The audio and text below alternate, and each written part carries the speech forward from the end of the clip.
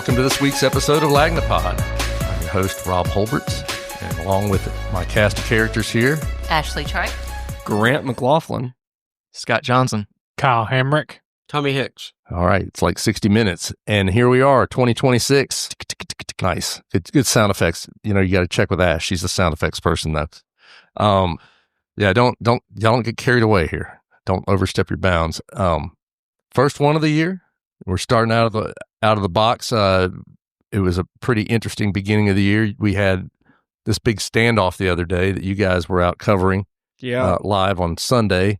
I was just driving to get some milk from Publix, and you heard some gunfire. I thought I heard something, and then I started getting texts from all of you guys, and I was like, "Well, screw it! I'm already on Old Shell. Might as well drive down the road a little further." And just rolled up. I mean, I think Mobile Police did a really good job of surrounding the scene quickly. Yeah. So that was over on Tuscaloosa Street. That's on right? Tuscaloosa Street between Old Shell and Spring Hill. Oh, yeah. And, they got a call just around 10 a.m. Kyle, you can correct me if I'm wrong here. It's supposed to do several shots fired.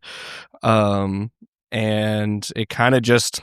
it kind of just blew up the world from there for about good 2 or 3 hours. Yeah, everybody was freaking out. People were texting left and right. What's going on? I think the police were saying shelter in place. So, folks like down near Murphy were texting me and like, should we stay? I'm like, I think it's okay. I don't think I think they're all connected. Well, they're contained. It was pretty bizarre because as the police were this was like right after they set up the first perimeter, which was just on Spring Hill and Old Shell. This is in front of Tuscaloosa Street. So the perimeter was very small at the time. Yeah. They kept telling people to go inside, and everybody on Old Shell was coming out and going, "No, man, I'm going to get close. I want to see what's going on." See what's going on. And then I was eventually like telling people, I was like, guys, they're putting on riot gear.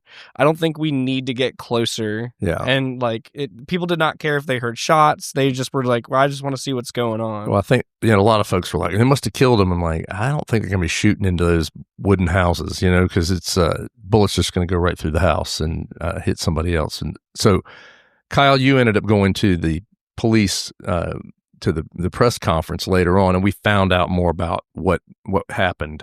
So what done happened?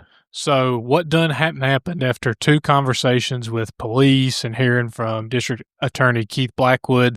This was a couple who moved here from Michigan, a 34-year-old woman, a 27-year-old man, and they outfitted their house at 113 Tuscaloosa Street to declare war on the police. Now they keep saying that. So did they have some sort of a manifesto? They said we declared war on the police or anything like that? Or is this just from... The investigators are still trying to figure out why these people have no criminal history or that mental we can health find, down here. They're still trying to get some information. You can look at the Michigan. mugshot and tell that there's some mental health issues. There's definitely some issues. The woman during her bond hearing on Monday screamed out in the courtroom, "Don't let people bail me out. Yeah. I need to stay in jail." They're each held on $3.1 million bonds. They'll be back in court on Thursday. But they fired... Police Chief Jackson told me that they fired more than 50 shots at the responding law enforcement. They hit one man, Lieutenant Lorenzo Matthews. He got a shot in the abdomen. Yeah. Went to the hospital. Drove himself to the hospital. Yeah. Drove himself to USA, and he's in some critical but stable condition now. Yeah. He had a surgery. They think he'll be back to work in a year. They hope to get him home soon, but this was a bizarre story that just came out of nowhere. Yeah, definitely. And when they cleaned out the house, they had just tons and tons of like water bottles. And it had water bottles and canned food. Like they were doomsday preppers. I mean, it sounds like Branch Davidians or something. Like they want to just they were ready there to hunker down. They had a bunch of guns, 2 rifles, 2 handguns, a shotgun. So did it all begin with them shooting at someone else's house or something like that? That's what the police chief said. Is it started with them firing some shots to like lure law enforcement at the neighbor's house. Yeah. So law enforcement believes that this was intended to lure them into some sort of a zone where they could be shot at. Right. And they also, Right. I mean, they've also said, hey, they were trying to commit suicide by cop, Mhm. but weren't they wearing body armor as well? I haven't heard that. But they barricaded themselves. Yeah, they had wooden boards all over the windows and doors, had some plastic sheeting to protect themselves from tear gas. Yeah. They apparently hid out in the back of the house and had kind of made a bunker, a temporary kind of a bunker there. So the police saw these people were firing at them. The police saw that there was no use in charging in to get them, so they just waited it out and gradually convinced them to surrender. That's a crazy story. And there was another, I think there was another standoff over in Baldwin County on the same day, wasn't there? And it was not on the same day. It was on Saturday or something. Friday night. Friday night, yeah. Scott actually did the reporting on that. But that guy didn't. He ended up dying in a motorcycle accident. Yeah, he was unrelated. Ended up, they talked him into surrendering. He was threatening to kill himself and the neighbors, but he ended up surrendering himself, charged with making a terrorist threat.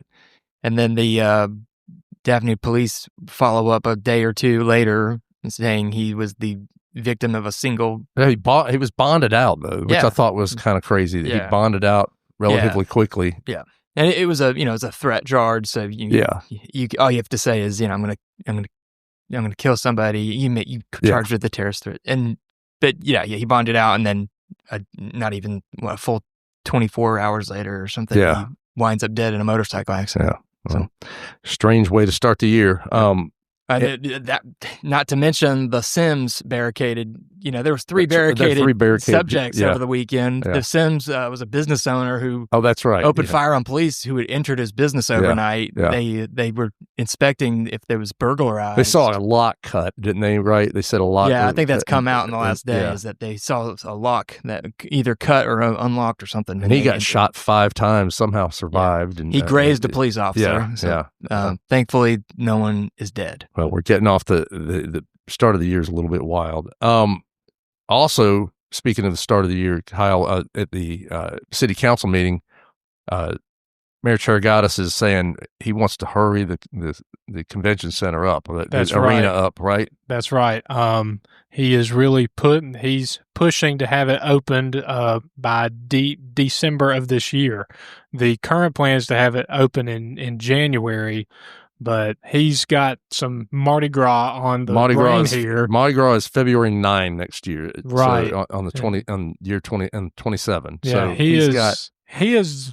It is very early. He has skipped over this Gras completely. It's a whole week. He's thinking of next plus earlier. Yeah, it's like 8 days earlier. 8 days. Yeah. So he's trying to get it done. I know. Yeah, this is a very early Mardi Gras coming up next year, so I guess he's hoping that we can get everything done. He really wants to get it done. The roof is supposed to be going up in 6 to 8 weeks, so some progress is being made. They got some hockey stuff that's coming in, but he told me he's really pushing the workers hard to get it done before the year ends. As long as the tropics cooperate with us this summer, let's hope. That's true. That's true. Let's not even start talking about that yet. But don't get them angry. All right. Well, we're going to take a quick break, and we're going to come back and talk a little bit of sports with Tommy Hicks. Be right back.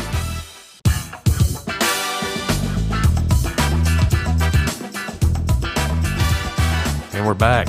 So, Tommy, we've got a few things going on right here. Apparently, Phillip Rivers may have not secured himself a long-term gig as a starting quarterback in the NFL, but there seems to be some other interest, right? Apparently that is the case. According to Ian Rappaport, it was reported that there are several teams that are doing research on him as a possible head coach. And so he was asked about that while he was still in Indianapolis. And he said, quite honestly, trying to be as humble as I can, I know I could be a head coach in this league. Yeah. But I think timing is going to be a situation with him, his son Gunnar, who's going to be a top 5, if not top 3 quarterback nationally prospect next year. He is the top prospect in the state for next year. It'd be his senior year. His next son down the long list of children list will be a freshman, so he will be allowed to be on the varsity team the way that they do things there at St. Michael. If he waits for all his kids to get out of school, he'll be 90. Oh no, he'll be 105, and then that won't work out very well. But I think that's going to be such a special year. Gunner's his first son to go, and with all of the, he's supposed to decide by spring where he wants to play his college ball. So this summer is going to be very filled with trips to college campuses and trying to decide where he wants to go next after his high school career. He's thrown for 10,500 yards and 111 touchdowns in 3 seasons. That's amazing. That's not bad. No, that's not bad at all. Pretty good. But so I think, sure, down the road, maybe that's a possibility that he wants to look into. I think one of the things he talked about, he said, I miss being a teammate. And I think that camaraderie kind of thing really, really resurfaced for him. So would he be interested in going back into the league as a head coach? Sure, probably down the line. That's something that might happen. All right, cool. And I guess, obviously, this weekend, Riley Leonard played. He got to play, and he did very well. Got his first start. He threw for 270 yards, 2 touchdowns, ran for a touchdown. Going to put some pressure on the Colts now to decide what they want to do next season. I think a lot of that will be based on, one, Daniel Jones' Achilles injury. How rapidly does that heal? I mean, if it does not, then, Riley's sitting there, but you also have Anthony Richardson, who is injured. That's on their team. Will he become a factor, or will he become trade bait with the draft coming up? So it'll be interesting to see where that goes. But Riley had a really good first start for his career. It was really cool. He got the football that he threw the touchdown pass to. Then he turns around and throws it up in the stands to his dad.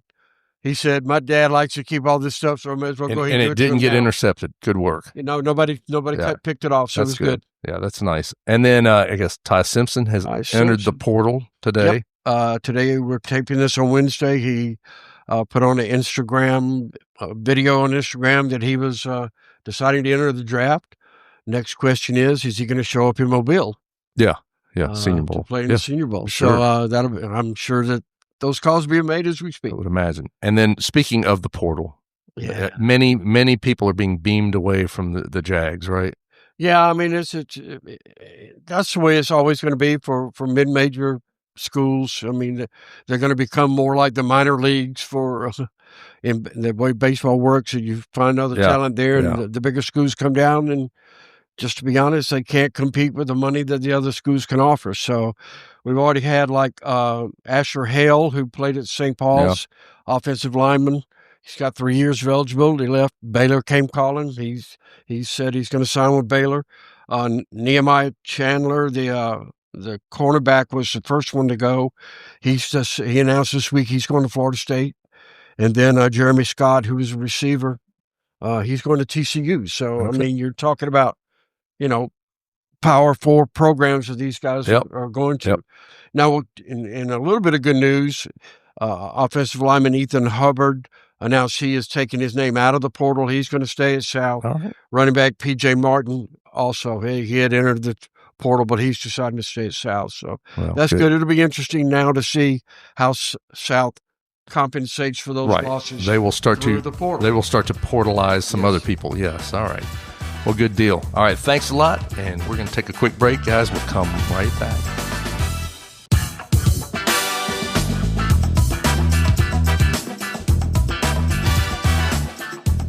And we are back. Scott, one of the things that you wrote about earlier this year was the business personal property tax, the forever tax. And there was some talk at the time that maybe that our local guys might do something about that and take advantage of the opportunities to give local businesses a break on some of that. But that hasn't happened. Have you heard anything about whether they're going to pick it up or not? Well, it's delayed but not dead, is what I'm told. Yeah. Things got caught up in the last part of the year with budgets. I know that the county just had to put a new budget in.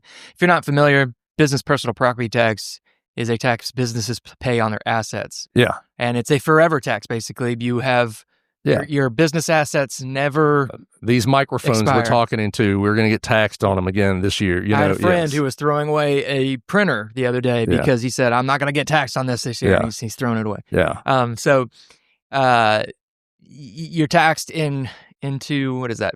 In Perpetuity. all those words. Yeah. Perpetuity. Into eternity. Yes. Yeah. And it's widely considered regressive, but it's been in place forever. It's hard to decouple yourself from those revenues. It's hard to get away from that money. Yeah, exactly. But the state has, about 4 years ago, gave a 40%, gave a $40,000. I'm sorry. Allowed people to have $40,000 to get away from paying it. Yeah. And allowed the counties and cities to do likewise. Nobody has done it. Nobody's done and then they upped that to $100,000 this past year. Yeah. Still no takers. Yeah. So and it's David Sessions, our state senator here in Mobile, is leading that charge. Yeah. Now, the issue is that if you exempt the state, it doesn't exempt the county and the city tax. They have to do that, like you mentioned. They have to do that themselves. Right. And nobody's taken up the offer to do that yet. So I was talking with Mobile County Commissioner Randall Dewitt over the last year, and he's expressed interest, and he told me that he's going to bring it back up again last time I asked. So we're going to continue to follow that. The big issue is that you have to take inventory to account for all the taxes, and that's the expensive part. It's not a huge tax overall for a business like us. It's not a tremendous amount of money, but it is a pain in the butt. And that's also just the principle of the thing. You've paid for, when you bought these microphones or bought this stuff, you paid a sales tax, and then you're paying a tax again and again and again, and then you bring a coffee maker from home that you've owned for 30 years.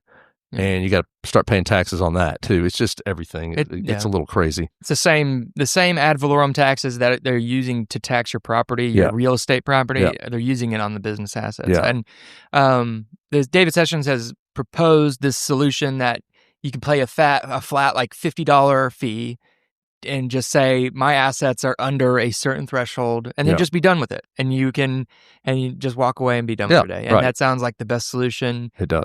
Exemptions still would mean you have to take inventory. So hopefully that there's some kind of uninventorying. That would be nice. Also, this week, cover story, you had a great story on a gentleman who came here from Afghanistan after helping our forces over there, and talk about that a little bit. No, it was incredible interview. Gul Nabi, I hope I said that right, but he's 37 years old, he thinks. He doesn't know when his birthday is. So he was Afghan Special Forces, considered the elite by multiple people that I talked with. This was an elite force. He worked as intelligence, worked undercover, worked closely with Rangers and other units, and he joined when he was 16, which is crazy.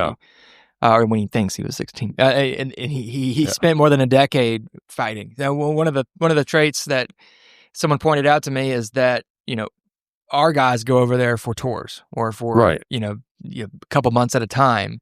He's fighting constantly. Right. These guys were fighting constantly for a decade straight. And more. And we were over there for 20 years. Going on combat, and kill missions with U.S. forces. Anyway, so when the U.S. withdrawal 2021, everybody's fleeing the country. These guys, all these Afghan guys who were allies with the U.S. become an instant target. Right. Immediately. Taliban's coming through, and they're like, "Hey, you helped out the Yankees, we're going to come kill you." Oh, yeah. And I remember that at the time was the interpreters. Right. Interpreters. Everyone was talking about helping the interpreters get out. And I didn't realize that this also included actual, people that were going on combat missions and stuff. But this guy also worked undercover. He pretended to be, shopkeeper or other things. Taxi driver. All sorts of things to try to gain information. Yeah. But the story about him going to the airport with his family and having to leave his family behind was pretty powerful.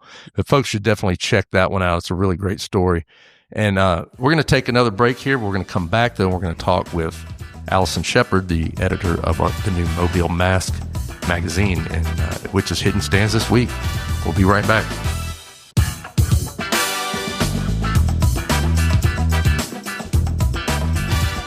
And we are back. And we have a special guest today, Allison Shepard, the editor of Mobile Mask, our sister publication.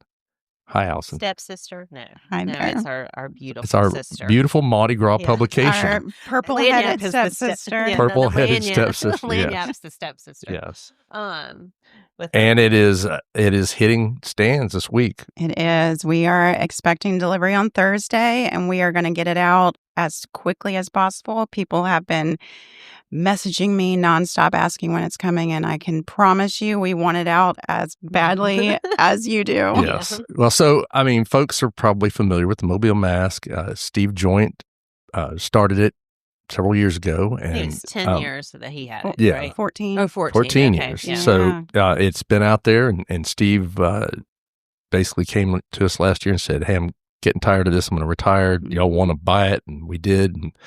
And this is your first year as editor, Allison. Yes. So it's our first totally lanyap year. We helped So, sell it last year. It's the 15th. It feels like the first. Yes, Yeah. it is our first. So and we're really excited about it. So tell us a little bit about it. Well, longtime readers of Mobile Mask will absolutely recognize all the bones. It's all still there. All the great features that Steve came up with, we are continuing. And but we did flesh it out in different ways. Yeah. So we brought in all of our great Lanyap news writers who are covering interesting topics that you haven't seen before. Yes. Also, so we've got news stories. We've got some big old features about people like Ron Barrett.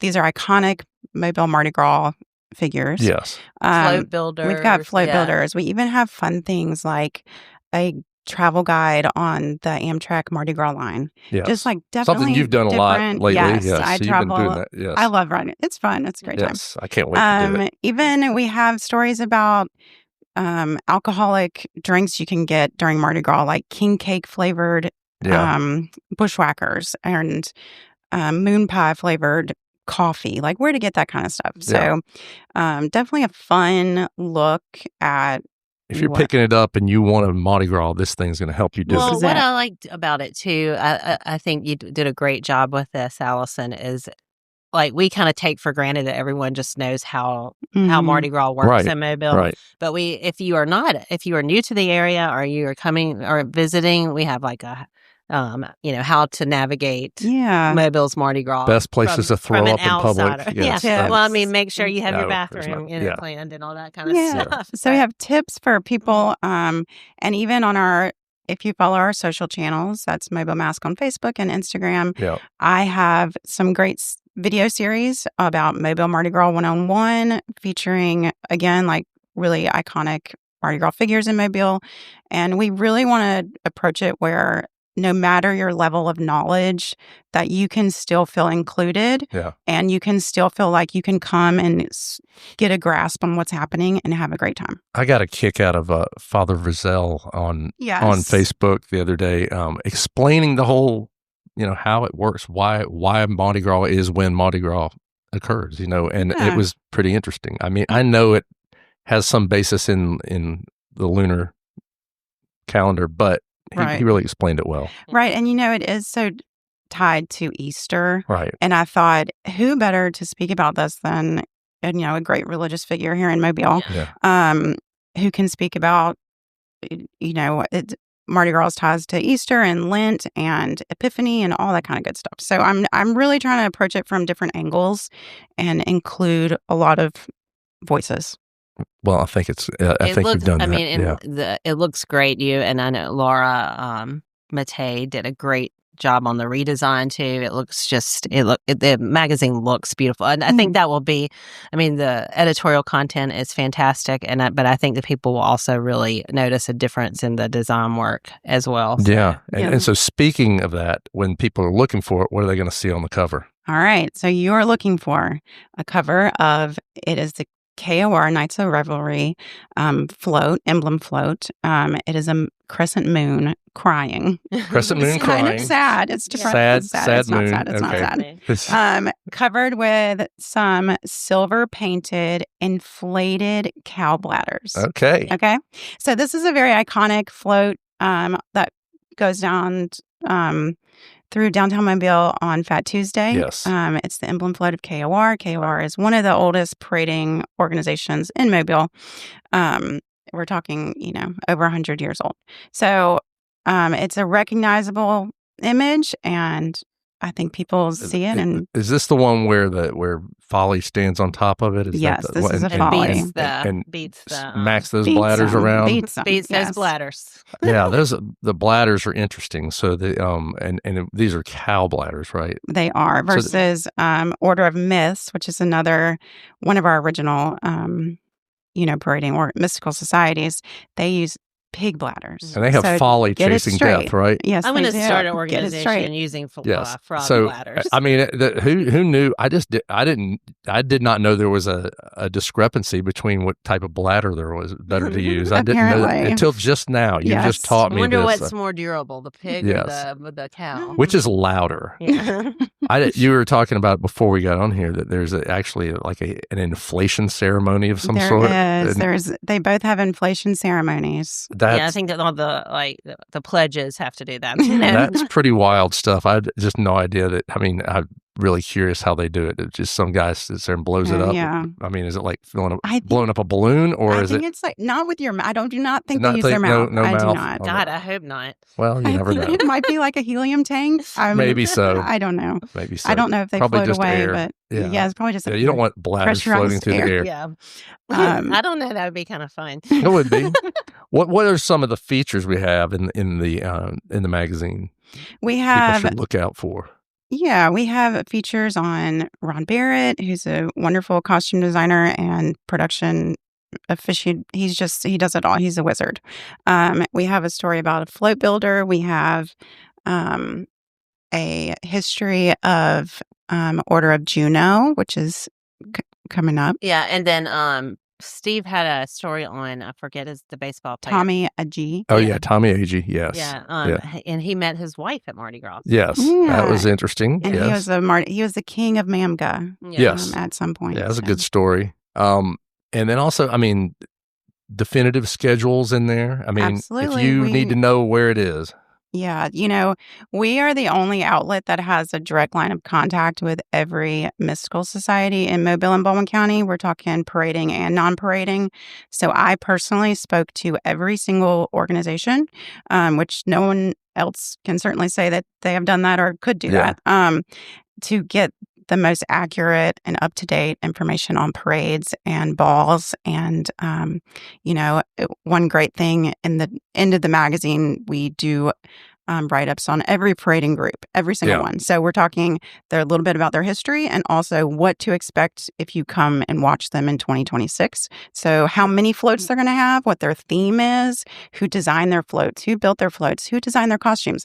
I have all of that information available for readers in the end of the book, and you will not find that anywhere else. Yeah, it's good stuff. And there's parades and organizations in there you may not be aware of. And, Absolutely. and, There's a couple new ones this Yeah. year. Yeah, and that's cool. And I know we need to mention the distribution spots where you can find it. yeah, too. let's do that. Let's talk about where we're going to find them. Well, there's Rouse's Market, Greer's, Pops, Midtown, Toomey's. As I've people just listen been doing to- this all. I've been working on this As- all morning, so it's fresh on my head. As people listen to this on Thursday, Yeah. they should be the magazine should be hitting the streets. Yes, so Yeah. probably at least by Thursday evening. So. God willing, and the printer don't die. Right. Mhm. But yeah, Pops, Midtown, Toomey's, Port City Port Throws, City Throws, Bienville, Mobile Carnival Museum, the Yeah. Visit Mobile Welcome Center, which is in the History Museum of Mobile, Ashland Gallery. Yep. Um, Urban Emporium, yes. and We are doing this off the top of our heads, so course, there's- I hope we don't leave They're anyone going to be out. down at the hotels too. yeah, We're going to be down. at they're going to be at the Riverview and the Battle House in the rooms, and Yeah. then Hampton will be giving them out as in their gift packages. So. Yes, so there's going to be all over the place. And you're also welcome to stop by Lanyap/Mobile Mask World World Headquarters Yes. at 704 Government Street, Yeah. and Yeah. we can get you a copy. And Yeah. you can go They're- online they're- at mobilemask.com and order one. They're That's just right. $5, Yeah. right? So it's $5. Now, if we ship them to you, have to pay for the shipping too. Well, but yeah. So it's We're not- $10 for that. no but- free ride on the yeah. shipping, folks. But speaking of online, that's one of the things I wanted to get to is the online presence that we're going to have this year. We've got the website, we have Facebook, we have Instagram. Tell me a little bit about what's going on there. And I think we're going to be posting some stuff during the parades, right? Yes, I'll certainly be posting all your parade coverage. Our office is actually nicely located right on the parade route across from the Ben May It's weird how that Public worked Library. out. Weird how that worked out. So we will have a lot of boots on the ground at every single parade. And, recording videos and taking photos, and leading up to that, I will be covering all kind of interesting other topics. A video on what you need to bring with you when you go to a parade. Obviously a reusable bag, like that kind of stuff.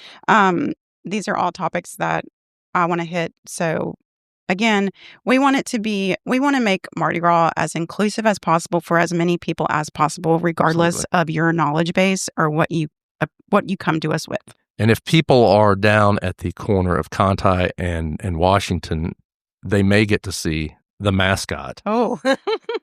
The mascot. This is Allison's favorite part of this whole affair. So tell me about this mystical creature. This is Mascot, which we are spelling MASK -OT. Mascot. Yes. It's very clever.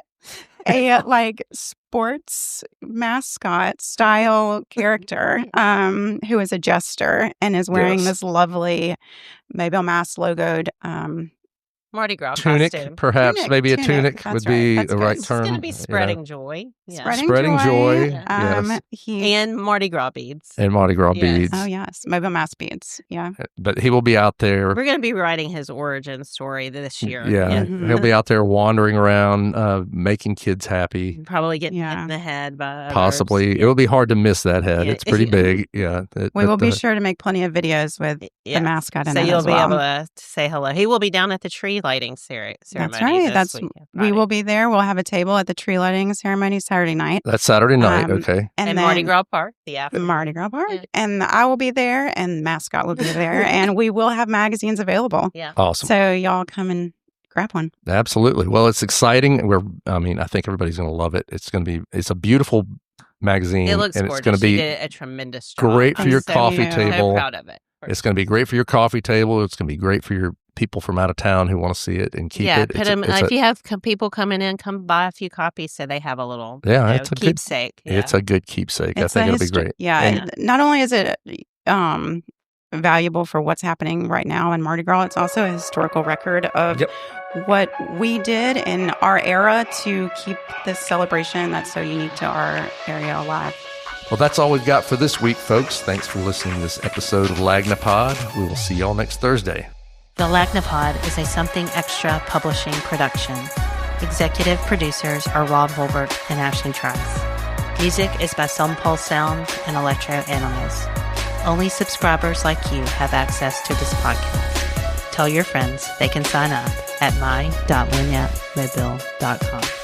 For advertising opportunities, please call 251-450-4466.